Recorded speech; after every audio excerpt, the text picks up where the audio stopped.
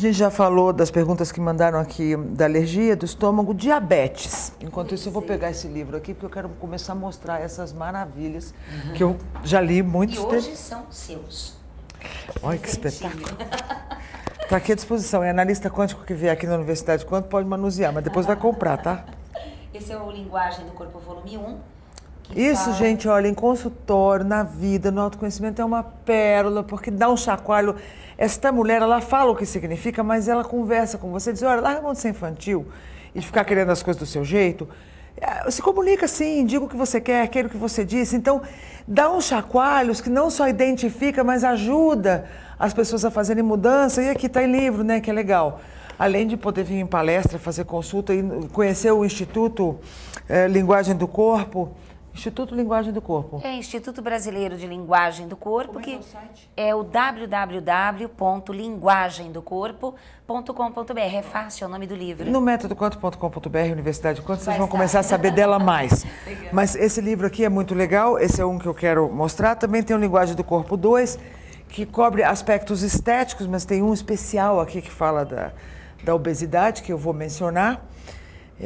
Que maravilha, isso aqui é um tratado. Isso é legal, esse volume 2, porque você vê uma pessoa andando, você vê o tamanho do ombro, o tamanho dos seios, o tamanho do bumbum, e você já conhece o caráter, não para colocar um dedo na cara da pessoa, mas para perdoá-la, para compreender os limites dela, fazer um bom relacionamento com essa pessoa. A linguagem do corpo é para isso, para conhecer o outro e a si.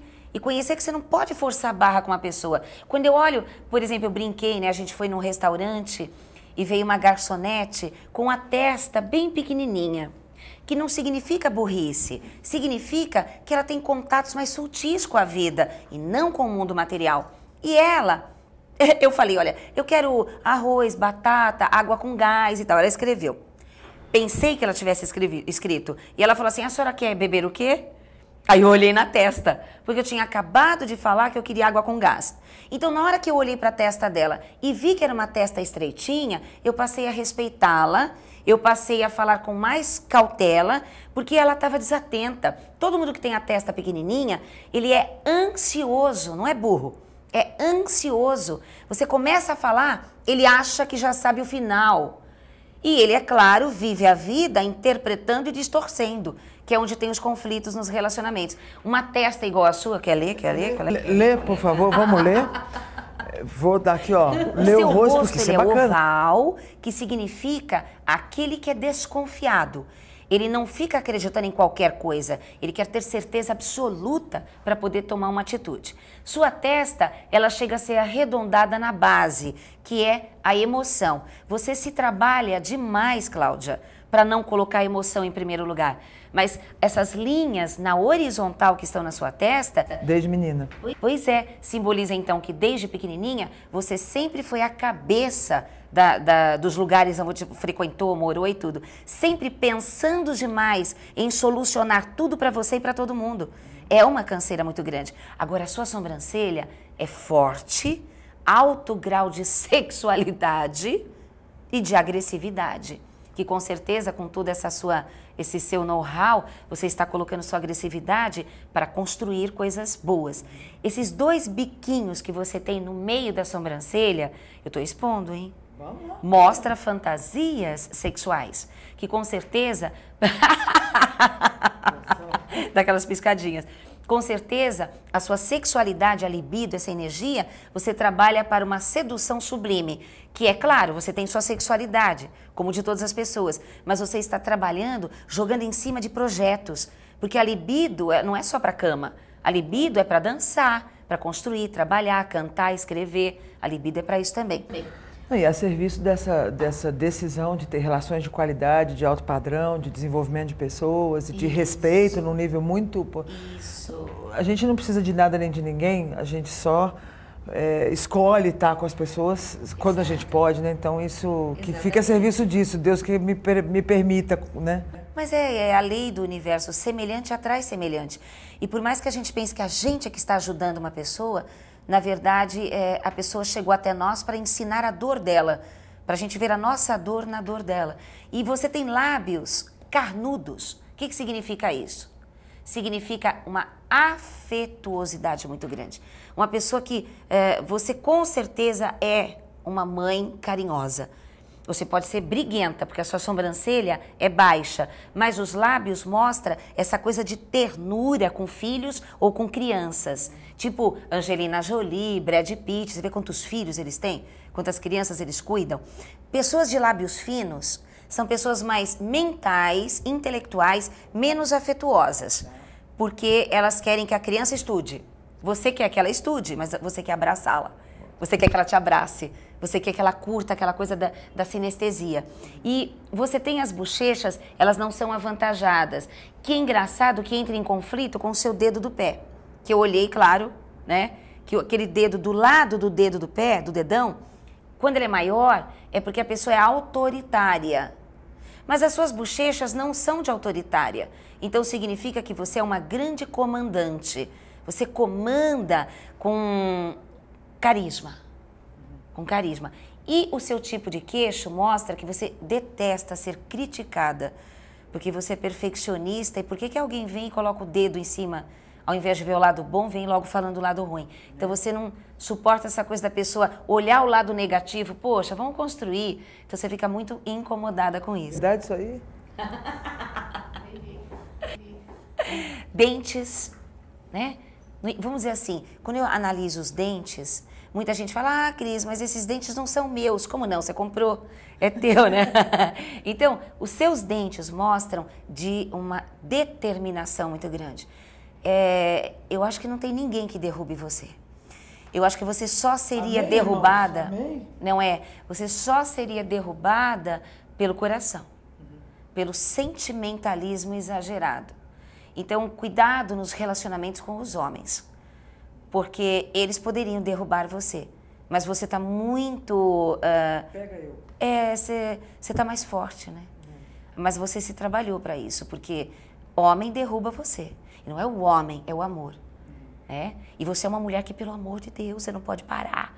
Você vai ter que ter um homem na sua vida, não sei se já tem ou não, mas calma que semelhante atrai semelhante. Olha para a luz, olha para a meta, olha para o progresso. Daqui a pouco ele está ali na frente te esperando. Um grande homem. Atrás de um grande homem tem sempre uma grande mulher e vice-versa.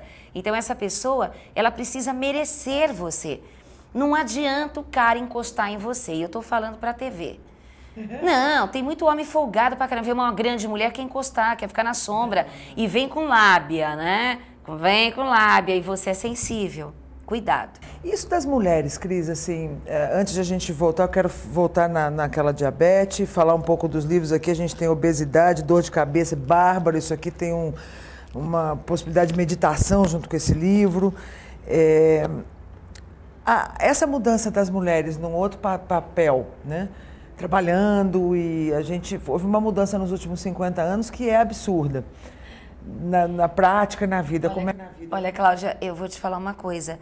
Eu antigamente, porque eu aprendi, quando eu era garota, a olhar os homens como são todos iguais. Os homens são infiéis, os homens fazem o sexo e a mulher o amor. O tempo foi passando e eu fui aprendendo coisas pela anatomia, fisiologia, a espiritualidade. E é impressionante quando a gente estuda no cérebro, né, na anatomia, a gente estuda o cérebro da mulher e o cérebro do homem. O sistema límbico do homem, ele é maior no sentido de que é o homem que ama, não é a mulher.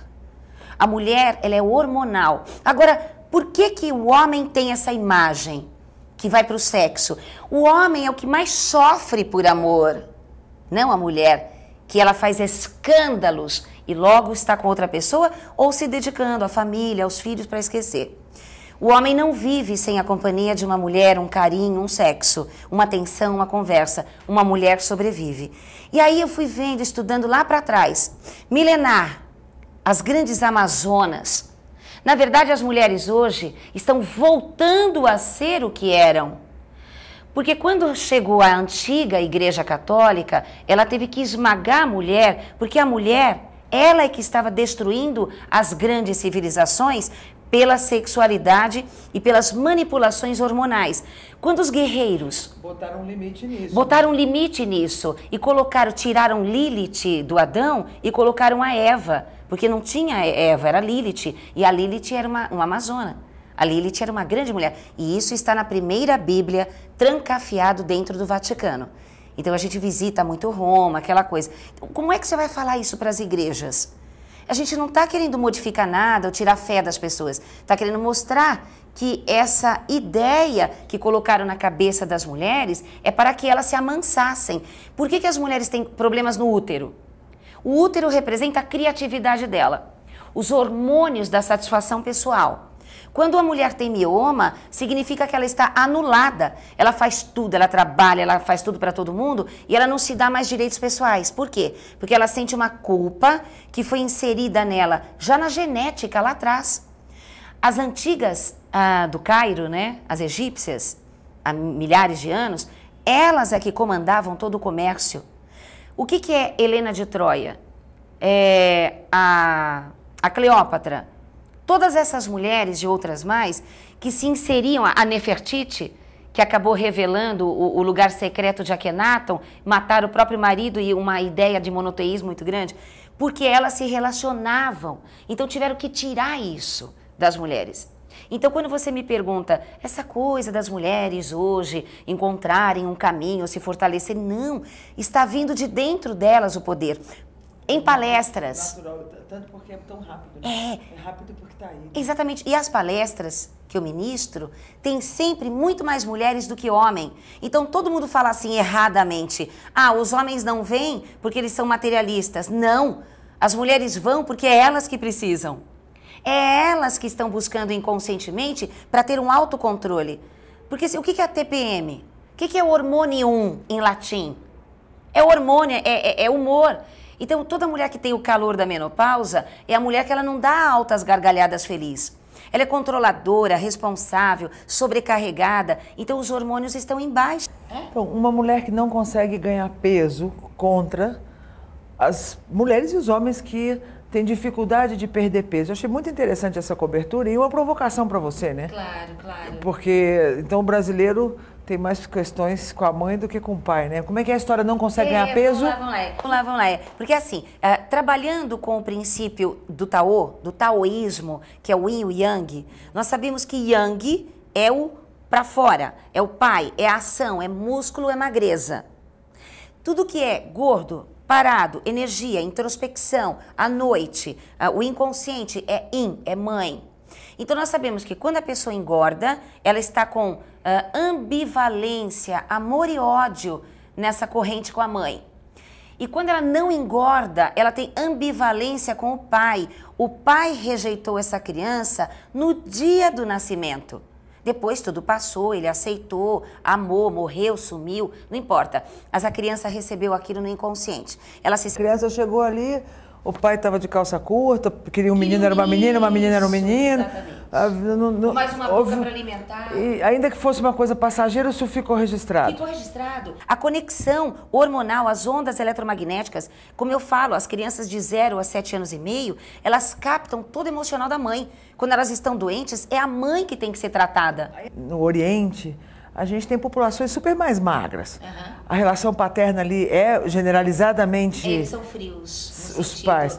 E a gente aqui, latino e brasileiro, sobretudo, porque vamos combinar, todo mundo aqui tem problema com a mãe, então, né? Porque não, é verdade. A gente acha de cada 10, um que não consegue ganhar peso, o resto todo mundo lutando com o peso. Por quê? Porque a mulher latina e a mulher americana, elas são guerreiras, elas são espontâneas, elas querem trabalhar, elas são dinâmicas, elas não conseguem fazer aquela maternagem do tempo antigo, de ficar olhando nos olhos, até passar 2 anos de idade.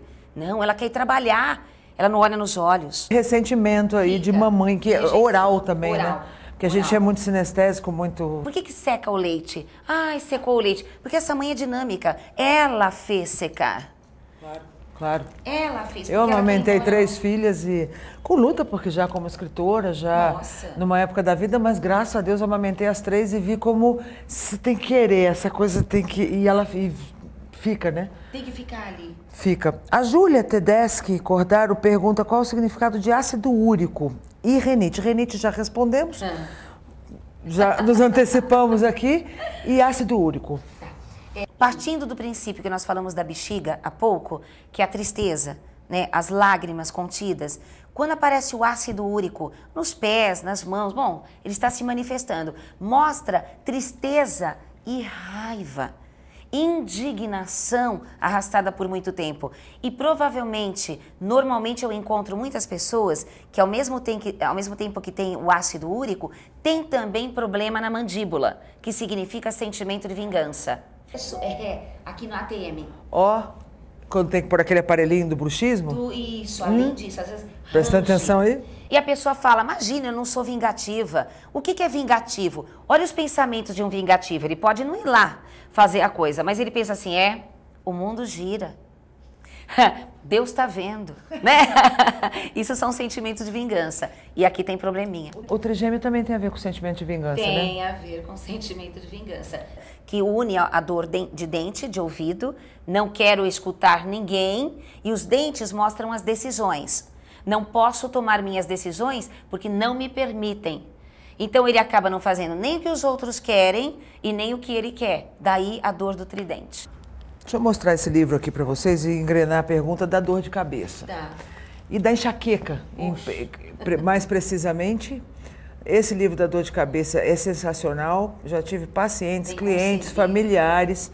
Vem com CD, você medita e é sacada e revela. Você fala, puxa, essa... E tem lógica, porque... Exercícios. Tem exercícios. Esse aqui da obesidade, quero saber mais dele depois também. Porque acho que ele é novo. Não, esse é antigo, deve ter o que, uns 8 Ainda bem que eu ganhei, porque a boba aqui não tinha esse ainda. Que fique novo agora. E mais um que eu quero que você saiba que tem, que agora esse aqui é ecológico, é o DVD sem caixinha. É, de papelão, de solve. De papelão, coisa... 1h15 de palestra. Pronto. Ainda temos A Cura pela Meditação, Linguagem do Corpo. Que tem CD também? É, porque aí eu vou falando com você no CD... E você vai sentando, seguindo as instruções e vai meditando. Ai, que legal. Do jeito que eu vou instruindo. Com monitoramento, com essa voz gostosa, você ainda leva apoio para casa, aí é bom, hein? Melhor a voz. E A Lei da Afinidade. Esse daí eu fiz um relançamento agora, porque eu estava numa outra editora, passei para a editora Mercúrio com ele, mudamos a capa, e ele é um livro do dia a dia. Como atrair para você? Por que você às vezes faz tanta coisa, faz oração, faz a lei da atração e não atrai para você aquilo? Porque você não fez uma reforma interna. Então nesse livro A Lei da Afinidade eu ensino você a conhecer as leis do universo, ver o que você quer realmente para sua vida e atrair aquilo que está adequado ao seu tipo de personalidade. Quero saber da dor de cabeça, da enxaqueca. A dor de cabeça e a enxaqueca só acontece em pessoas que na infância elas tiveram uma limitação muito grande, autoridade, seguraram as ideias delas, iniciativas. Então, quando ela cresce, ela fica sempre com um pezinho atrás. Quando ela tem a sensação de que alguém ou alguma situação vai se colocar no caminho dela, ela tem dor de cabeça. Qualquer contrariedade, ela tem dor de cabeça. Só que a enxaqueca é algo mais profundo que está relacionado à sexualidade. A sexualidade dentro do nosso espírito, ele significa a perda do eu. Porque quando você está fazendo amor, você se despersonaliza, duas que se tornam uma. E a pessoa que tem a enxaqueca, normalmente é muito mais mulher que tem enxaqueca, ela sempre foi limitada, de alguma maneira a sexualidade não foi bem explanada para ela na infância. Foi uma coisa de recalque. Então, ou ela tem as relações dela, mas sem se entregar de corpo e alma, para não se sentir usada, ou ela vai abolir a sexualidade dizendo, imagina, eu não quero, não estou nem aí, estou super bem. É um mecanismo de defesa. O que eu vou falar agora, se a moda pegar, que não é para pegar, né? Mas os médicos psiquiatras sabem que quando uma mulher está com uma baita enxaqueca e ela se masturba, a dor de cabeça desaparece na hora. Claro que você não vai ficar se masturbando no ponto de ônibus, no escritório, né? Não é essa, isso é uma das... Mas com uma enxaqueca, uma pessoa não fica nem no ponto de ônibus, nem no escritório, não, eu acho, né? Com a enxaqueca, ela não consegue. Derruba a pessoa, né? Então... Por que que quando ela se masturba, a dor desaparece? Porque ela se deu prazer, que ela nunca se dá o direito a prazeres. Ela é sempre muito centrada, preocupada, irrequieta. Então, quando ela se dá o prazer e ainda por cima ninguém usou, ninguém abusou da individualidade dela, da privacidade, então a dor de cabeça desaparece. Eu acho isso importante pontuar na enxaqueca, né? O medo de perder a individualidade, o medo de ser exposta, porque na sexualidade o outro vai ver, vai estar mais visto, né? Exatamente. Então quer se esconder um pouco, não porque tem medo de perder a individualidade. Para que a pessoa possa rever a sexualidade dela e principalmente a educação que ela teve ou o que será que ela viu sexualmente que abalou tanto? Será que ela foi molestada e não lembra? Será que os pais tinham uma sexualidade exposta ou reprimida demais? Com certeza, o berço que ela veio, a sexualidade não era organizada. Então, daí vem a grande enxaqueca. Terapia resolve isso, claro. O autoconhecimento, a terapia, claro que resolve. Eu fiz o método Quantum da Cristina 10 anos atrás, já fizemos hoje outro, vou ver o resultado qual que é. É uma satisfação poder ser lida, poder ver. Esse curso de leitura de sinais e os programas teus, vamos organizar para você dar essa aula aqui. Claro. E vocês entram no site também, vão ver as programações que tem lá no Instituto. Da obesidade... Ele é um CD de relaxamento com hipnotismo. É uma hipnose que te leva para a criança interna, você dorme. Tem muita gente que resiste, começa a ouvir o CD e fica resistindo para não dormir. E não é, relaxa e vai. Eu trabalhei com a voz da hipnose para levar você para dentro. Então, com esse CD, você vai dormir. São 25 minutos, acho, né? 25 minutos. Você vai dormir. Seu inconsciente vai ficar me escutando o CD todo. E eu estou limpando você. Eu limpo o trauma que uma criança tem. Porque se você engordar, o dia que você se pesar e ver que engordou naquela semana, para pensar quem te rejeitou naquela semana, quem te desconsiderou, quem te abandonou naquela semana. Porque o que é engordar? É ter as mesmas sensações, o cérebro faz uma associação. As mesmas sensações que ela teve quando ela estava mamando com a mãe de 0 a 2 anos e a mãe fez isso. Coitada da mãe, às vezes ela nem sabe que fez. Isso é legal, né? Porque aquilo que você diz com frequência, eu acho muito importante marcar. Pai e mãe não tem culpa de nada, eles são os coitadinhos. Culpa. Como eu também sou mãe e tive pais, não é isso, mas é a percepção do script interno subjetivo que você carregou por conta dessa experiência que volta, né? Porque o olhar da mãe, de 0 a 2 anos, que é a fase oral, e essas fases não são criadas pelo homem. Vamos colocar 2 anos é a fase oral, 3 anos... Não é isso. É científico. Há uma mudança cerebral e de necessidades fisiológicas e biológicas de 2 em 2 anos, até 12 anos. Nesse momento de engordar na semana, a pessoa voltou a experimentar aquele rompimento, aquela perda, aquela sensação de perda. Uma coisa repetitiva que o gordinho leva para a vida toda, que ele sempre age da mesma maneira, porque ele não sabe. A hora que ele souber, que nem os cursos que eu faço para os obesos, eu acabo mostrando para eles, primeira coisa, todo obeso, ele tem um alto grau de libido, ele tem um alto grau de sexualidade e agressividade. Então, exato, e é claro que ele inconscientemente também usa a obesidade para se frear. Vou falar uma palavra, uma aluna minha, né? A gente brinca muito. Uma aluna minha, obesinha, ela falou assim, ela levantou a mão e falou, olha, Cris, é verdade. Quando eu era magra, eu era uma biscate. Então agora eu tô gorda e tô uma santa. Que legal. Olha, eu tenho algumas... O câncer, a Alessandra Lotuf pergunta do câncer e a gente já falou um pouco aqui, né? Quer dizer, essa mágoa, essa tristeza que chega a carcomer o corpo, né? Não fala, não manifesta, ela fica ruminando, ela fica guardando uma tristeza que vai corroendo ela por dentro. O médico homeopata que atende a minha família revelou, a gente atende junto há muitos anos, foi meu aluno de faculdade, é médico da minha família, ele é um querido, Dr. Pedro Campos. Ele disse, o paciente que faz um câncer mais inocente de pele, benigno que seja, teve vontade de morrer 6 meses antes dessa manifestação, secretamente. Quando você descobre um câncer, 6 meses, 1 ano. Então a gente volta para trás, ele está corretíssimo. E a gente pergunta, quem te magoou desse jeito? Meu pai teve câncer no intestino.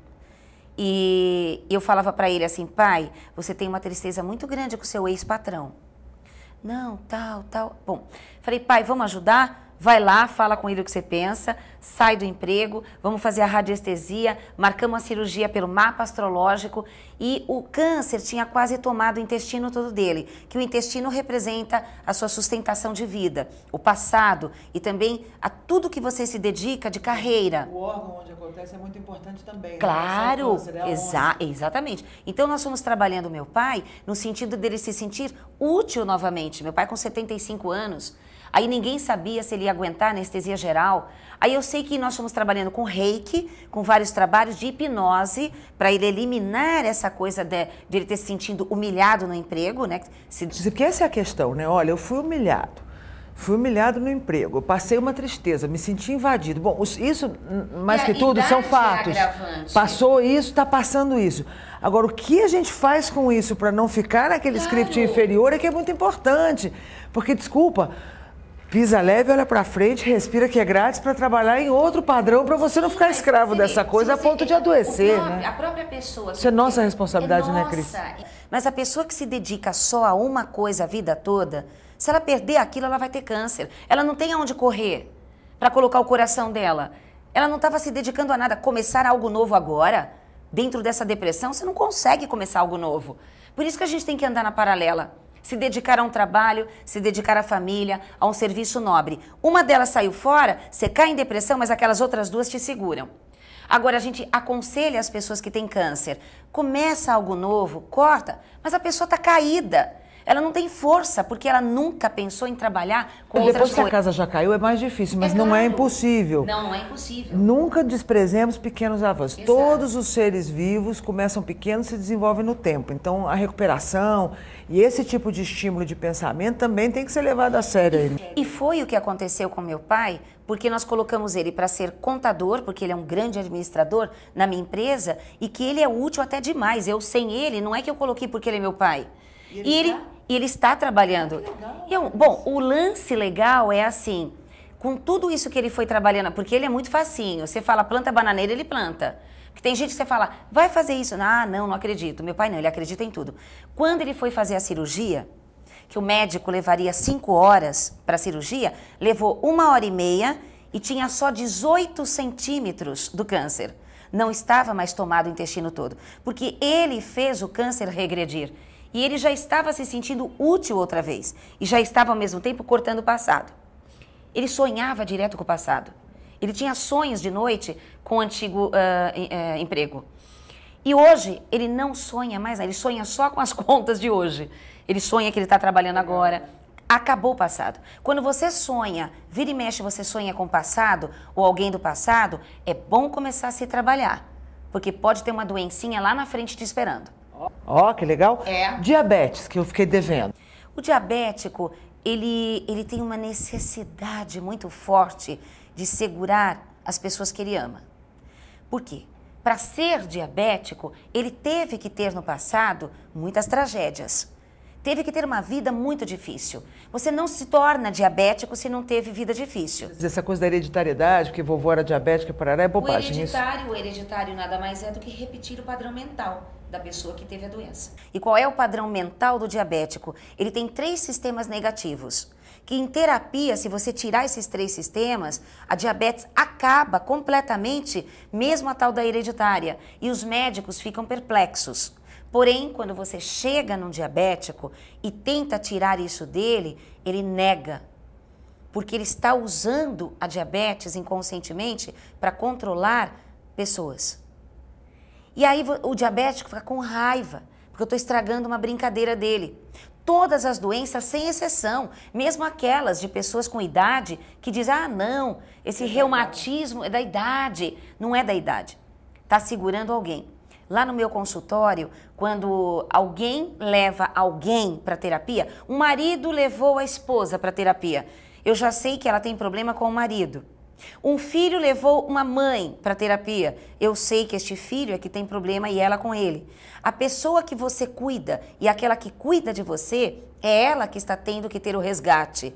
Uma enfermeira contratada, ela tem que ter algum resgate com aquela pessoa.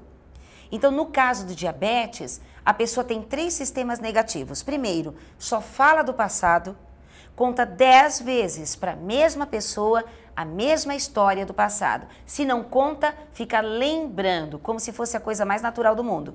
Não se deve olhar para o passado, não se deve comentar. Imagine que o passado é um armário cinza, que você não tem que ter vida nele, com várias gavetinhas que você às vezes olha lá, você dá uma olhadinha para olhar como referência só. Peraí, deixa eu lembrar o que eu fiz. Ah, não, isso eu não vou fazer de novo. Fechou. Mas ficar relembrando, curtindo fotos de pessoas que morreram. Com dores e situações difíceis que o diabético passou, ficar lembrando aquelas coisas é viver de novo, né? O pâncreas, que fabrica a insulina, ele representa a criança feliz, a criança interna. Então, quando a pessoa começa a ter problema com a insulina, significa que ela está muito amarga, ela não está mais criança. Qual é o outro comportamento? Medo do futuro. Se você jogar uma coisa nova para um diabético, ele vai rodear... Esse é o segundo de 3. É o segundo de 3. Medo do futuro. É medo do futuro. Ele é muito precavido, ele é muito cuidadoso, ele pesquisa muito antes de tomar uma atitude, se tomar. Porque o novo é perigoso, o passado pode voltar. Eu tenho experiência, não sei não. Já fiz isso, olha, não sei se vou fazer. Então ele sempre está olhando o futuro ao inverso. Ele está olhando para o passado. E o outro comportamento, controla todo mundo. E ele maltrata quem mais ele ama. Porque inconscientemente, se ele perder, ele não vai sofrer tanto. Olha o jogo. Ele não sabe que tem isso. Peguei uma senhora que ela falou que já tinha eliminado esses 3 sistemas dela, mas estava com a diabetes ainda. Aí eu falei, mas a senhora ainda está diabética. Ah, isso os médicos estão tentando tirar, mas eu já não sou mais assim, já não falo mais do passado, não controlo ninguém e faço coisas boas para o futuro. Eu falei, tá faltando alguma coisa aí.